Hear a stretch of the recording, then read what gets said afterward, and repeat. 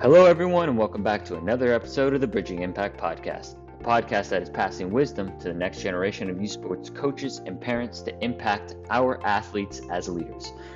Our guest today is Greg Berge. Greg is a high school principal, varsity basketball coach, owner of GV1 Leadership, has a newsletter on culture, leadership, and building teams.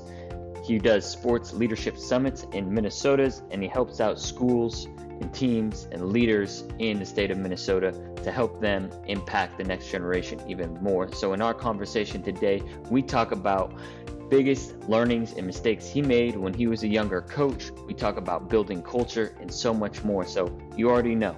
Without further ado, let's dive in. Hello and welcome to the Bridging Impact Podcast, Greg. I am thrilled to have you on today and have you pass the wisdom on that you have accumulated over the years to our audience to bridge that impact to those coaches and parents that are listening for our athletes to create better leaders for the next generation. So welcome to the podcast, Greg.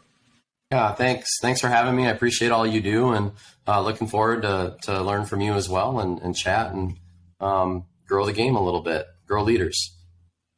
Absolutely. So the first question that I have for you is, what is your definition of impactful leadership? Great question. I think, I have a unique role where I'm a high school principal, and I'm also a varsity boys basketball coach, and kind of had some unique experiences along the way where I coached as a teacher for, 7 years as a head coach. And I had to get out of coaching to get my principalship. And so I got out of that, was a principal for 8 years, had an opportunity to come back to the school where I was a teacher at and coach at. And in doing so, the basketball position opened up again. So I was able to get back in. I've been doing both. So from a leadership piece, I'm speaking from a coach perspective, a school leader perspective. And, the easiest way for me to define leadership is influence. I think the John Maxwell definition is by far the best. Leadership is influence, and it's not position, it's not title. It is your ability to kind of show the path, lead the way, and really bring others along that journey with you, and really help guide them, whether it's a team, whether it's a school, guide them through a key word, which is influence. And I think when you think of leadership that way, and how you can influence other people, both positively and negatively, that's really all you need to know about that word. How do you increase your influence then becomes the question. Yeah, so I'd love to dive in right there. You talked about titles, and I do think, leaders don't have to have X title, CEO, principal, but as someone with, the authoritative title, like how do you make sure and take on that extra responsibility to create a culture of leadership within your school? Number one is you hire great people. If you hire great people, your job becomes a lot easier. And I think the ultimate goal of any type of leader is to lead from behind, lead from the rear, hire great people, set a direction or a course that you're going, and then let your people kind of do what they need to do. And you're just kind of nudging them, moving them along, influencing them in that direction. And there's times as a leader that you have to step out in front, for whatever reason it may be, but then to get in the back again and just kind of keep guiding your team. And I think the same thing goes with coaching and teams is, I think ideally player-led teams win. And as a coach, if we can create a player-led team, we're going to have the most successful team we can have. So how do you do that? And then how do you kind of let them maneuver through that with you guiding them on the side? I think that's a big part of it. Right. And from my minimal experience, like working with other coaches, I feel like one of the things that coaches have a hard time doing is, when you're talking about player-led, that's relinquishing a lot of control for a coach, right? You're giving and you're empowering the decisions a lot of times to be made by the players. So in your experience, how have you started to kind of relinquish some of that control, and, whether it could be your staff at the school or your players on your team?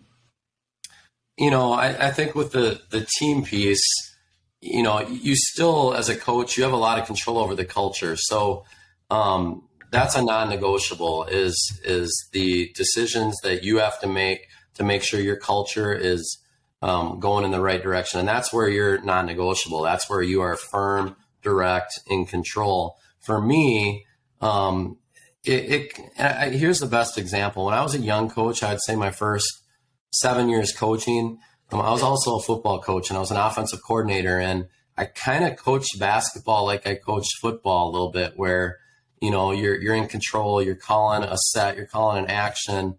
And I never really felt like I was a great offensive coach back then. I always felt I was more of a good defensive coach. But then when I stepped away, and we had success. I mean, we won our conference a couple times. We were above 500 at pretty much every year. But then, I stepped away to becoming a principal, and, I didn't coach for 8 years at the varsity level. And during that time, my kids kind of grew up, and my son and daughter got in second grade, third grade, and I coached them all the way through. And, I remember contacting a colleague saying, what do you do to teach second graders the game? What's out there right now? And the whole read and react concept, 5-out basketball was out there, and I loved it. And so that's how we taught the game to my son's group in second grade. And then when the basketball job opened up, the varsity job back in Lake City, I think my son was in third, fourth grade, and I got it. We implemented that. And circling back, I went from being a coach that really controlled actions and possessions to letting the kids play and teaching them how to play. Mm-hmm. Such a more powerful way to coach, such a different way to coach, because now I'm teaching them how to play the game and giving control up during the game, which, basketball is a free-flowing game. It's not like football where play's done, you come back to the huddle, it's like a chess match with the defensive coordinator. Basketball is free-flowing, and that's one thing that I really learned is just to, teach the how more than the X and the O, or the specific action. I mean, we have actions, we obviously have set plays, but it's just a different mindset. 100%. And before I want to dive into the how, teaching how to play, which I'm a big believer in as well. It's one of the reasons that I love watching the Warriors play, is just because the flow that they play with. But before that, I want to talk about, you were talking about a non-negotiable culture that you were creating and obviously enforcing. I'm curious that if I walk into, your team's gym, what does that culture look and sound like? I was fortunate in that the guy that I replaced was kind of a Hall of Fame coach in Minnesota and had a lot of success. And so from a culture piece, there was a lot established, and that was, 1998. And, when you have a culture established, you can lose a culture in a heartbeat. And so the most important thing is to maintain that culture, but you're going to see, disciplined practice. You're going to see efficient practice. You're going to see hopefully a fairly loud gym where kids are encouraging each other and pushing each other. You're going to see a shorter practice. I don't believe in going, a long time. You're going to see kids that share the basketball. You're going to see kids that play the right way, that compete and that are tough. And you're going to see just kind of more of a, I'm going to say kind of a blue collar mindset and mentality with our players. And really how we play the game is how I want our practice to go, which is we're not going to turn the ball over. We're going to take good shots. We're going to defend very well. And we're going to use analytics to our advantage when we can. Yeah, so you're using that grit and kind of, playing smart basketball instead of, playing, fancy, right? Cross, try and, make highlight plays that look great on Instagram. You're just going to play good, fundamental, sound basketball. And I think that's really important. And so I'm curious, kind of transitioning into that second part of the question you were talking about earlier in terms of teaching how to play the game. I feel like for youth, one of the things I'm finding that's challenging, I think, for them is they have a trainer now. They go to this gym and they have a coach here. They have their AAU coach, and then they have their high school coach.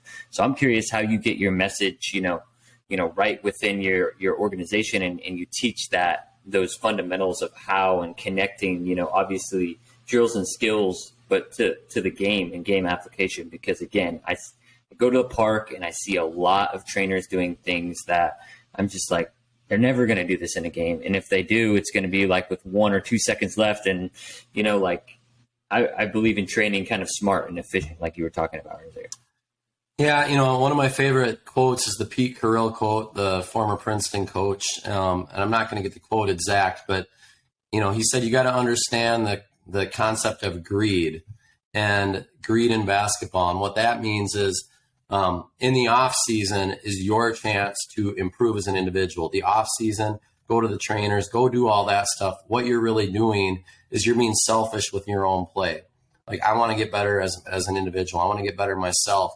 But you have to understand that the second that team starts and our season starts, that individual greed that you need to have to get better in the off season goes away, because now it's all about team, and you have to bring all of that individual selfish approach to getting better, and you got to find out how your role can fit in our team. And we talk about role definition a ton.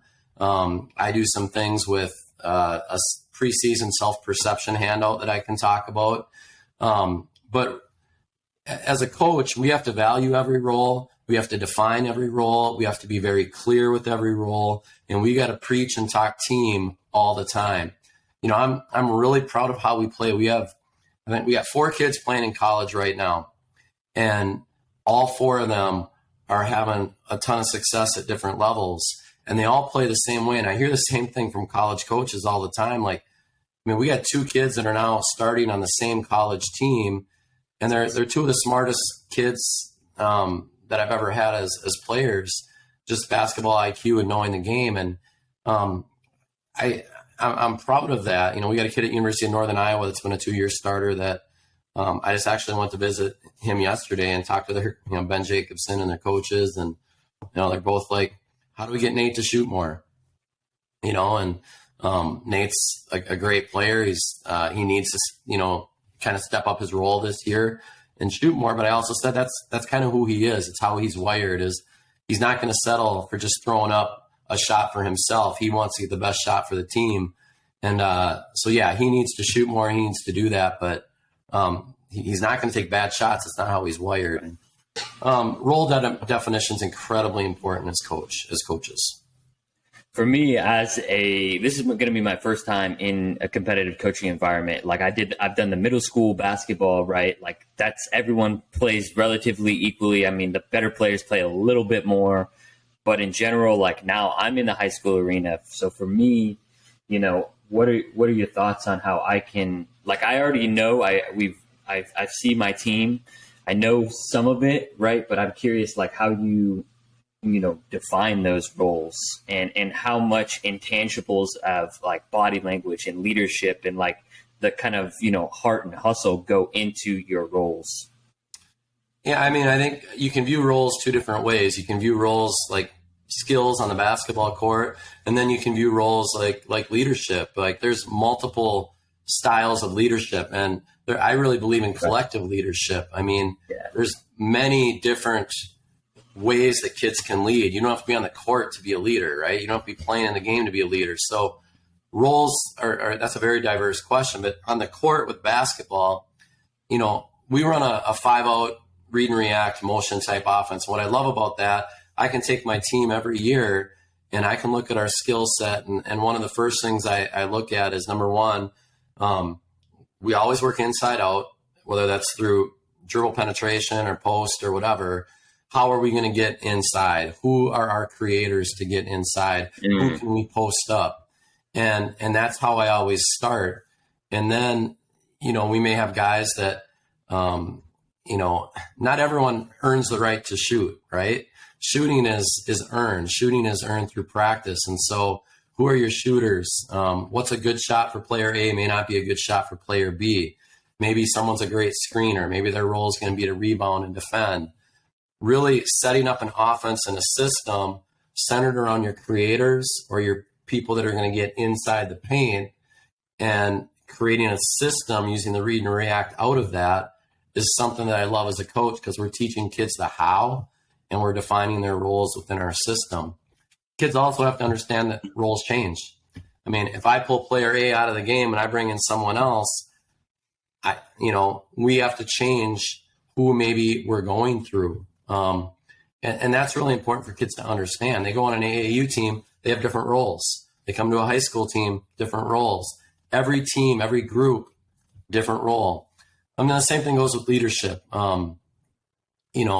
Roles. Are you a locker room leader? Are you a on the court leader? Are you a in-game leader? Are you a behind the scenes leader? Are you a humor leader? I mean, there's a lot of different leadership type of skills, and defining those for kids are important.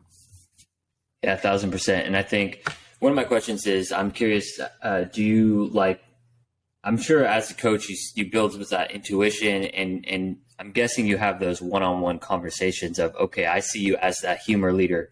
I have one of the players on the varsity team that I'm at, he doesn't talk much, but the dude is always putting in extra shots. That's a leader, right? Because that makes other people want to, put in extra shots at the end. So do you have those one-on-one conversations with your players? Absolutely. And I do it in front of the group. I mean, one-on-one, but they all have to know. I mean, you got to really operate, in my mind, completely honest and no surprises, and talk about people's strengths and what they bring to the team, because you're showing value to that no matter their role. And I think that's incredibly important to do with a team. So yeah, I think all of those discussions have to happen with individuals, but also collectively at the group. Right. And so having those, tough and honest conversations is essential to a team's well-being, a team's success. I'm curious, do you have those conversations probably earlier on in the year? Because I remember I went to a USA basketball clinic, and I'm pretty sure his name is Mike Jones. He's one of the coaches for Virginia Tech, and he, kind of broke down how many shots do you really think you're going to get in a game? How many minutes do you think? And he really broke it down in a season, what it really truly is. And it put into perspective for me, because I've always been a role player. So I've always kind of accepted that. But I know that, you're talking about, when I'm curious how you get players to buy in when in reality they think they want to shoot 10 times in a game, but really they probably average maybe 3 to 5. And it probably could be less depending on, their ability to shoot and ability to create. Couple things with that. I think, number one, and this is something I'm proud of, because I think it says a lot about our culture, but we've won our conference the last 8 years. Okay. In each of those 8 years, we have started a 9th or 10th grader on our varsity. To put that in perspective, in 2017, which is a year we went to the state tournament, we started 2 freshmen. We had never started a freshman in the history of Lake City basketball. It's not a normal thing for us, okay? So we have started 4 of those 8 years a freshman and 4 of those 8 years a sophomore. In each of those years, and I'm not kidding when I say this, my first day of practice, I don't even define who should go out. Let's say we're doing our first 5 guys come on the floor, and we're going to start running through our shell of our offense. I'll say, all right, let's get 5 guys out here to start our offense. All the freshmen stepped out on the floor and were one of the first 5 every time. And that's because it was kind of known. And so how does it become known? Well, number one, in our summer, those freshmen are involved in our summer varsity, and it does not take long for other guys to understand these kids are good and they deserve to be here. Okay, so you got to lay the foundation in the summer when we have our summer basketball, so people see that. And then the other thing I do is this self-perception handout at the beginning of the year. I have the kids fill out a survey, and this is online for free. If people want to get it, I can tell you how after. But they fill out this form. We ask them questions about who are the 3 toughest players on our team, who are the 3 most positive leaders, etc. A lot of leadership stuff. Then we talk about roles. I have them rank 1 through, let's say we got 15 kids on the team, including yourself in these rankings. If we had a game tomorrow, who are our top 5 guys?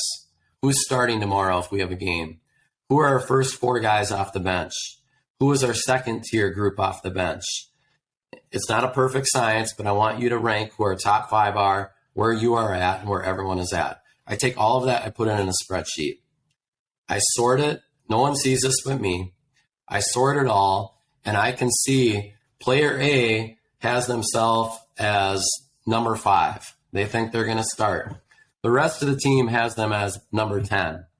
I have them as number 10. Well, that tells me I need to have a one-on-one with player A. And it also gives me data. I've never had to use it, but if I ever had a parent that like was questioning role or anything, it gives me data to say, you know what, this is where I see your son, but guess what? This is where his teammates see him, or this is where he sees himself, you know? Also on that sheet, I asked them, how many shots do you feel you've earned the right to shoot every game? How many minutes have you earned the right to play every game? And then I'll tally all those up. In the first practice, I'll say, well, guys, we're going to have to play really fast pace this year because we got to get up, you know, this many shots. And in a typical year, we only get this many shots, you know. So they kind of get they get it and kind of joke with them about it. But it's one thing we do to define roles. That's really interesting. And I'll have to, get that from you as well, because I feel like I'm a big believer in clarity is what you're talking about, clarity of roles. And I feel like, that self-perception, survey gives an opportunity to really, for number one, for you to have data and for you to have the clarity of how the players see their teammates. But it's also, like you said, for the parents, if they ever have questions, and honestly for each individual player, like, hey, like, let's be honest, you're number 12 on, like I could have been like, oh, I should have been the 6th man on the team, but really I was the 12th man. But so just I think it's really important for us as coaches. Most people have a parent meeting, a preseason parent meeting of some kind, to really be clear and upfront with parents on the purpose of a team. So, I just had a post about this actually yesterday. My Twitter post was on this, and it was about parents and the struggle. And I used my own son as an example in my post, but my son was like our 9th or 10th man on our 2019-2020 team. He didn't play a whole lot. We play about 8 guys. He was kind of that next tier. He was still incredibly valuable on our team, had a very important role, was a leader. But playing time, at the varsity level, our goal is to win and to compete at a high level with the very best players we have in our school. Whether you're a 9th grader or a senior, we want to put the best team on the court we can. Now, as you move down JV, 9th grade, those roles are, or the philosophy is a little bit different. We're gonna play more guys. We're still not gonna play everybody maybe on a competitive game. And but 8th grade and below, we're playing everybody. And we're playing pretty equal. We never use the word equal, we use quality.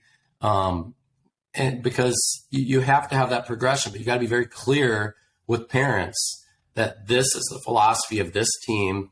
This is how playing time is going to work, so that if they ever come to you, you always have that to fall back on. You knew.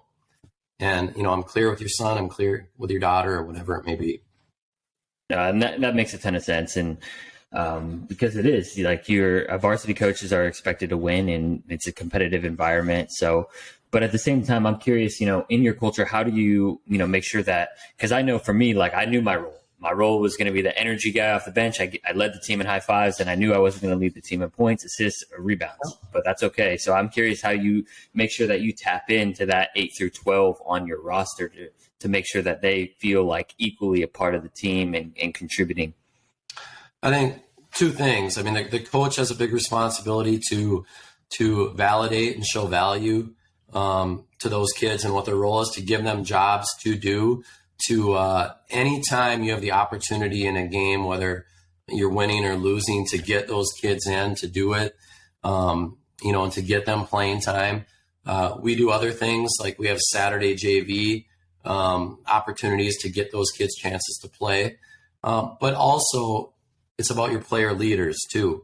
They have an incredibly important job with that. They have to keep the team connected, and they're the ones that are in the locker room. They're the ones that know if things are surfacing behind the scenes, and you need them as a coach to put out those little brush fires to let you know as a coach if things are starting to heat up.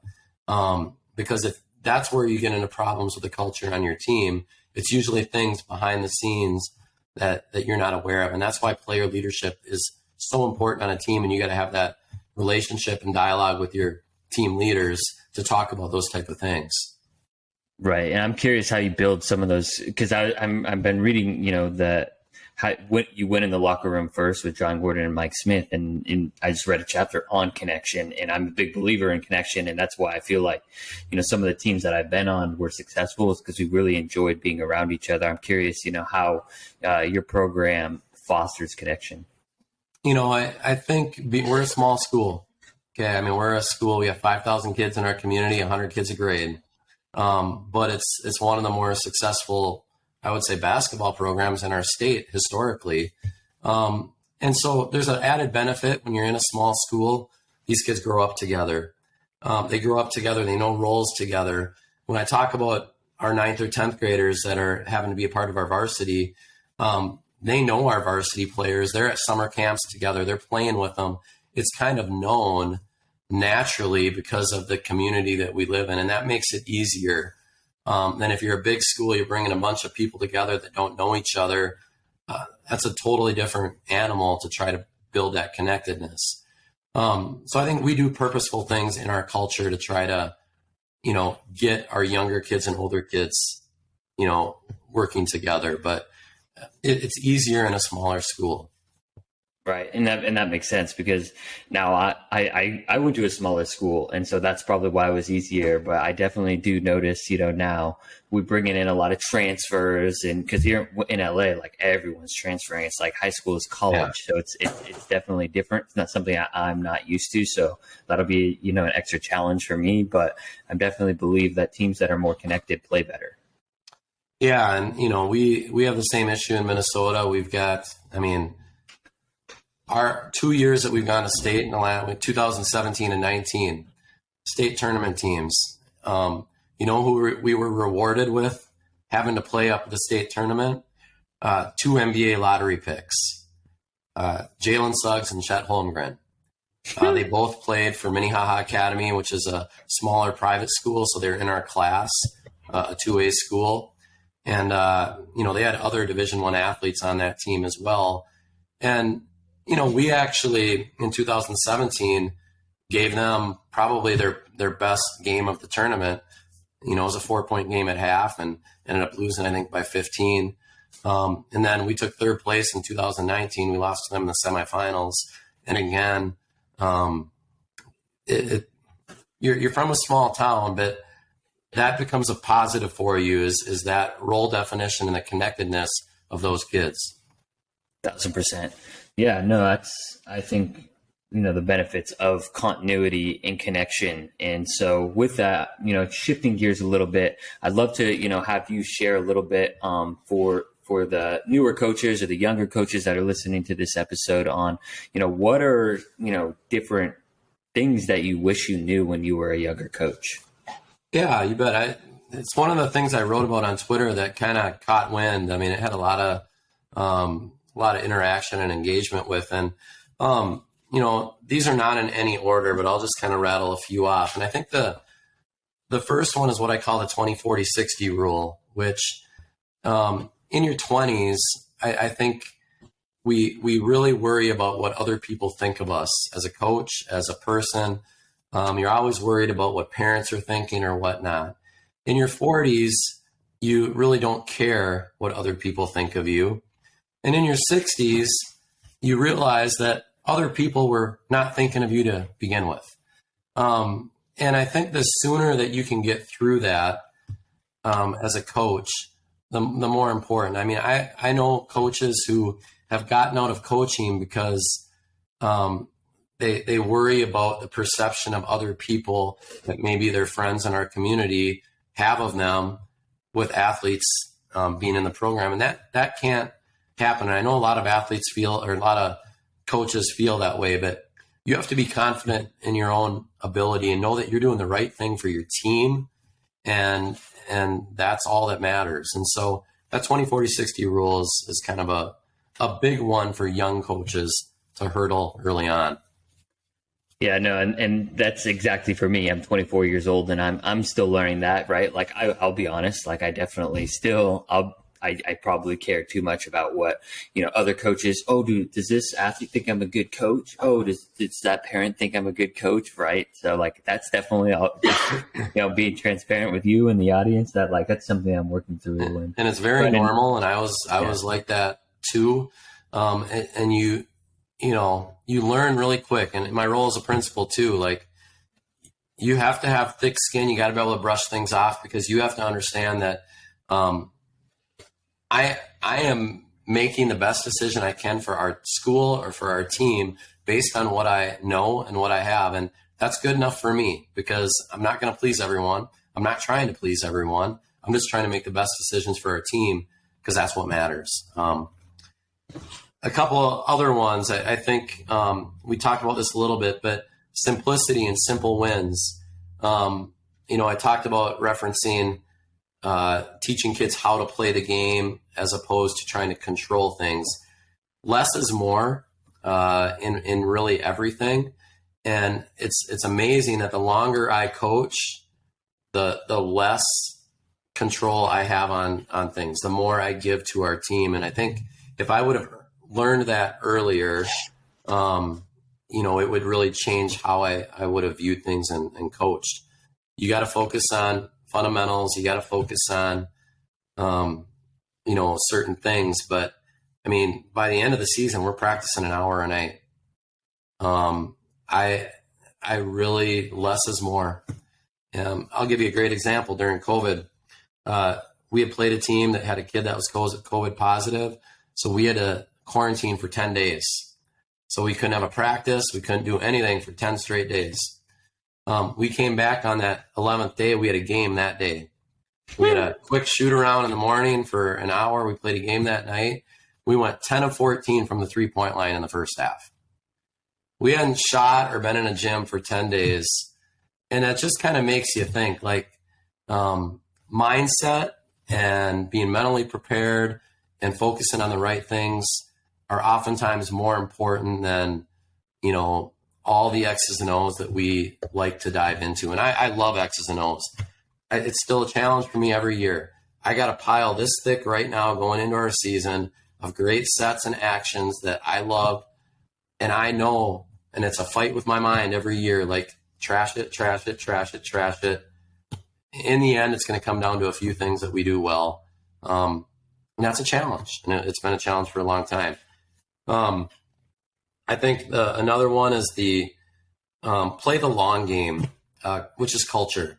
Like short wins to sacrifice your culture will kill you and kill your team if you do that.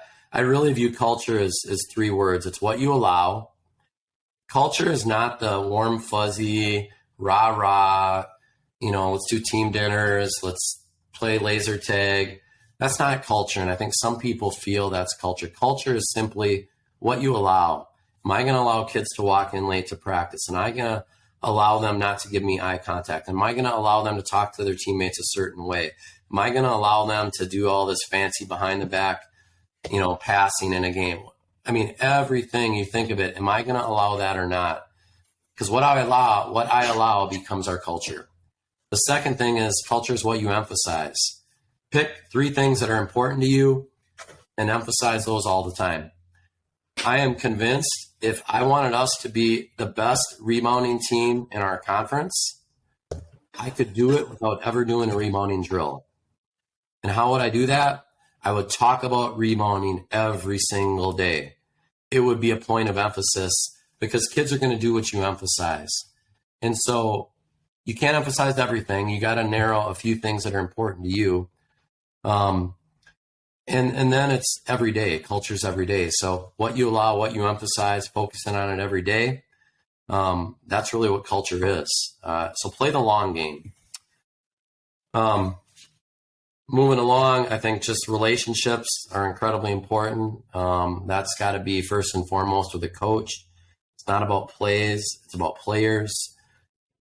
I would encourage coaches, you get in that end of game situation, don't think about what play you're going to run. Think about what player you're going to get the ball.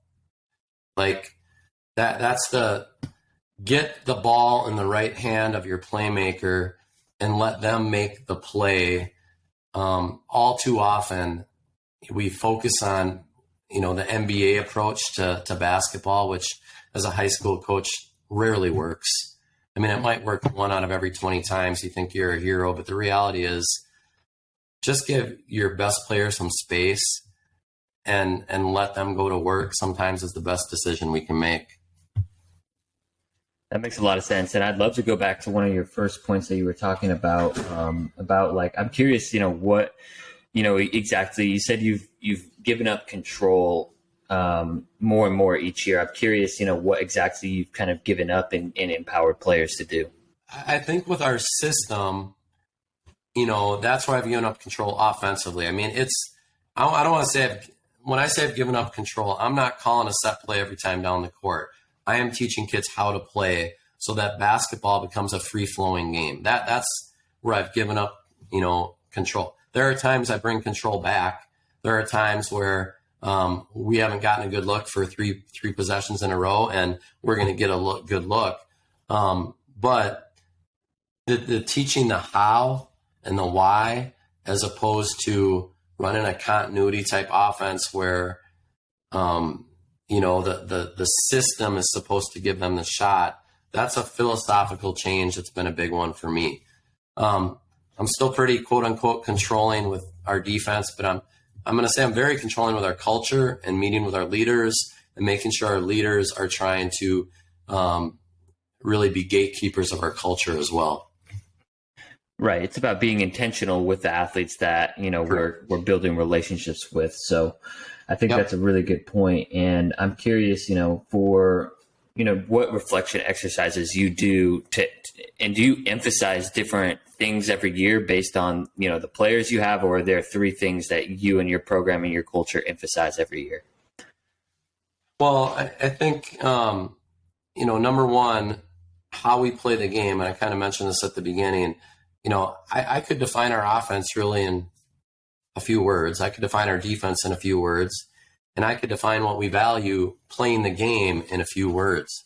If you asked our players, what does coach value playing the game? It's shot selection, defense, protect the ball. There you go. There's our system. If you want to talk about how we play offense, here's what I'll tell our kids. Here's our offensive philosophy: spacing, inside out, shot selection. There you go.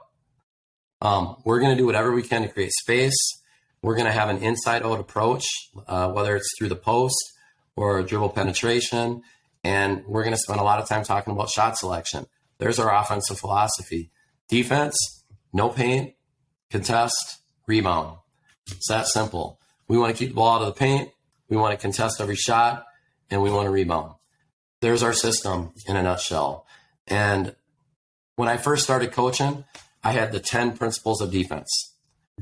I mean, this is a young coach. Too many. Like, they don't remember that. You know what I mean? So now I simplify it. I used to be a coach, like, we're on the line, up the line. We're going to force to the short corner. And I'm getting all picky. And most kids can't do that consistently at the high school level. So what do we do now? Just stay between you and your man. The worst thing that can happen on defense is you give up a straight line drive. That's what breaks down a defense more than anything. So your number one job is to stay between your man and the basket and not give up a straight line drive. Now, you may be guarding a kid that is a shooter, and I want you to be willing to give up a drive because we don't want him to get a 3-point shot off, or a guy that isn't a shooter. But in a nutshell, stay between your man and the basket. So really just trying to simplify it for kids, I think is really important. Yeah, that's super important. And I feel like that's honestly something I'm grateful for working with, like in youth basketball, like with, honestly, I work from 4 to 14. That's going to help prepare me because I have to really simplify it for them. So that prepared me to try and, emphasize 1 or 2 things about a certain right? Like in defense, making sure that you stay between your man and the ball, no direct line drive to the basket, good shot selection on offense, spacing, right? Keeping things very simple instead of, because you can like really overcomplicate things. And I think that is once there's confusion, again, kids probably know their role less than when they're just like really clear on what success looks like for this offense, for this defense. Yeah, and I think, ultimately the role of a coach or a leader is to instill confidence, hope, trust, commitment with our team. That's our job. And so if we're overcomplicating things, are we instilling confidence in our players? If they're having to think on the court, we're not instilling confidence. There's hesitation. And so as a coach, that's our job. That's our goal. How do we do that? You got to be organized. They have to believe in you. They have to know that you're putting in the time as a coach. And all of those things are very important because in the end, I want a confident team that believes they're going to win, knows how to win, and is going to go out and compete. And that's my job as a coach, is to give them that mindset. Right. And you can't give them that mindset when you're giving too many things, right? Keep it simple. So as we kind of wrap up the final segment of our conversation, the last 2 minutes of the fourth quarter, as you can say, what final words of advice would you give to young coaches and youth sports parents? To coaches, I think, going into what I was kind of talking about, just being a young coach. Number one, it all starts with relationships. I think as you get older as a coach, you realize that more and more. I mean, when your own kids go through the system, you really think of everything in terms of people more. I think sometimes when I was a young coach, I'm so excited about the X's and O's and everything. You don't always focus on the personal level, the people, the relationship piece. And part of that's evolutionary as you age and with wisdom, but the sooner a coach can understand that, I think the better off, they're going to be. So I think relationships always starts with everything. I think simplifying, teaching how to play, being a really good communicator with parents and with your kids is really important. I think being a good communicator and being organized prevents a lot of the junk that has to happen or happens with coaches, with parents. Being proactive with that is more important than anything. And so not being afraid of those conversations with kids and parents, but just being upfront, proactive, and communicating effectively is very, very important. Simplicity, relationship building, communication, being upfront. I think those are all great pieces of advice that I know I'm going to try and instill into my practice as a coach. So I appreciate your time today. Where can people find and connect with you? And do you have any other resources you'd like to share with the audience? Yeah, I mean, I'm really active on Twitter. That's at GB1121. I've been writing for six months, I suppose now, daily. A lot of threads, a lot of, it's really blossomed way more than I would have thought. If you go to my Twitter feed, I have a link to a one-page site. I have a couple free resources on there. My 300-hour club off-season workout plan for our kids is on there. We didn't talk about that. Self-perception form that we talked about is on there. That's free. I wrote a book this summer called Culture Wins, that 50 ways to build a winning culture in your program. There's an EPUB version or a digital version, a PDF version, and an Amazon version. And just a newsletter. I'm writing weekly a newsletter that I'm nearing 1,000 subscribers to that newsletter. This week's post on Saturday is going to be on accountability and getting your leaders to help hold others accountable. So you can subscribe to that on my Twitter feed. Everything is through the Twitter feed. So just encourage people to check that out. All right. Perfect. We'll put that in the show notes. Make sure to go check that out, audience. I there's a ton of great resources. I'm definitely going to go grab the self-evaluation sheet. And again, I appreciate your time for passing your wisdom and bridging that impact to our audience. And again, passing that impact on to the kids in the next generation. Thanks, Justin. I appreciate all you do and growing the game and growing coaching and leadership like this. I think it's awesome and you deserve a lot of credit for that. So thank you for all you do and best of luck to you as well. Thank you for listening to this episode of the Bridging Impact Podcast. We'd love it if you would like, subscribe, leave a comment and a review on whatever platform you're on. It's the best way to help us grow. We appreciate you for doing that. We'll shout you out on social media. I'd also love if you connected with me on social media. Let me know your thoughts. And this is why I do it. I want to share knowledge and wisdom from experienced leaders to people like yourself and myself, so we can have this dialogue and move forward, make an impact on the world. So stay tuned, stay subscribed. Cheers.